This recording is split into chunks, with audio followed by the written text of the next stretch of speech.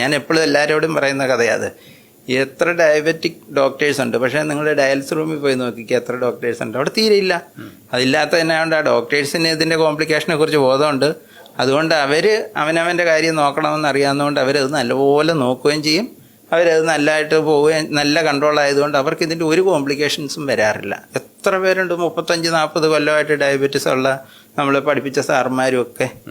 അന്നേരം അതുകൊണ്ട് ഈ ഡയബറ്റീസിനെ കുറിച്ചും നല്ല അവയർനെസ് ഉണ്ടാക്കണം.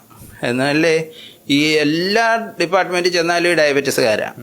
ന്യൂറോളജി ചെന്ന് കഴിഞ്ഞാൽ സ്ട്രോക്കുകാർ, പിന്നെ കാലിന് മരവിപ്പെന്നും പറഞ്ഞ്, കാർഡിയോളജി ചെന്ന് കഴിഞ്ഞാൽ ഹാർട്ട് അറ്റാക്ക്, അങ്ങനെ എവിടെ ചെന്നാലും ഡയബറ്റീസുകാരേ ഉള്ളൂ ഇപ്പം. അന്നേരം അതിനെക്കുറിച്ചും കുറേ കൂടെ അവയർനെസ് ഉണ്ടാക്കണം. അത് കൺട്രോളായി കഴിഞ്ഞാൽ തന്നെ നമ്മുടെ കിഡ്നി ഡിസീസ് ഒത്തിരി കുറഞ്ഞു കിട്ടും. ഈ മരുന്ന് കഴിക്കുന്നത് കൊണ്ടല്ല കിഡ്നി കേടാകുന്നതെന്നുള്ളതിൻ്റെ ഏറ്റവും നല്ല എക്സാമ്പിൾ ഞാൻ മുമ്പേ പറഞ്ഞ ഡോക്ടേഴ്സ് തന്നെയാണ്.